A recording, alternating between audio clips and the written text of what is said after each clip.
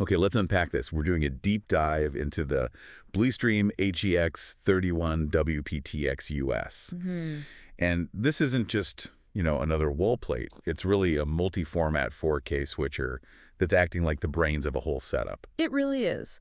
The mission, if you want to call it that, for this $1,200 unit is to basically tame the chaos of commercial AV. Tame the chaos. I like that. You take a laptop, a tablet, whatever, and you route them flawlessly across a building, all from this one little point. And the magic that lets it handle that distance is a technology called Advanced HDBaseT.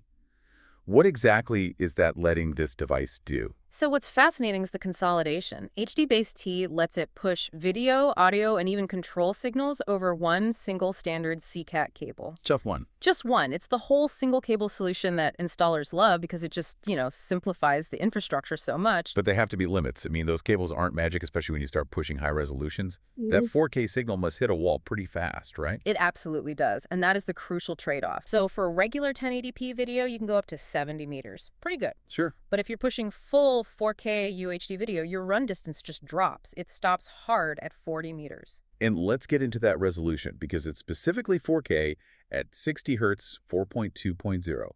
Why is that little detail so important for people to understand? That 4.2.0 spec is, well, it's the key to how HDBaseT even works with 4K over copper. It's a phone of color compression. Ah, so it's a compromise. It's the technical compromise, yeah. It has to squeeze that massive 4K data pipe down to fit into the CK cable's bandwidth. That's what makes the 40-meter run possible at all. Got it. And despite that video compression, the audio support is still really high-end. Oh, yeah. You get full Dolby True HD, Dolby Atmos, DTS HD master audio. The audio transmission is top-notch. Okay, so let's pivot a bit to the inputs.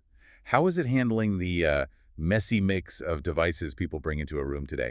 I'm guessing that USB-C port is the big hero here. That USB-C port is absolutely critical. It's an admission that the dongle life is just not sustainable. Tell me about it. It still has two standard HDMI inputs, but that third USB-C one means you can plug a modern laptop right in. It just works. And you don't want presenters fumbling with buttons when they plug in. Exactly. And that's where the automation comes in. You can select inputs manually, of course, but most setups will just use the auto switching. It just grabs whichever source is active. And I have to imagine the power over cable, the POC, is a massive relief for the install team. Oh, it saves so much time. It's a game changer. No more looking for a hidden outlet. Right. It supports 12 to 48 volt POC, so the transmitter gets its power straight from the Blustream receiver or matrix on the other end, all through that one CP cable. And it's not just video and power, it's also controlling the display itself, isn't it? Yes, and this is where it really shines as an integration piece.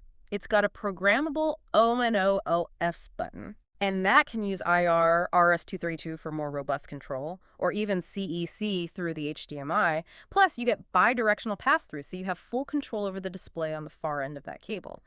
And with a look at the bigger picture, the physical design is just seamless. Right, it's meant to disappear. It is. It's made for US Decora-style back boxes, fits a double-gang junction box, and it even has a slick magnetic faceplate. So wrapping this up, what does this all really mean? This Blustream box, it solves two big modern problems. It consolidates all these different inputs, especially killing that reliance on flaky dongles with the USB-C, and it extends those signals cleanly over a long distance. It's a workhorse.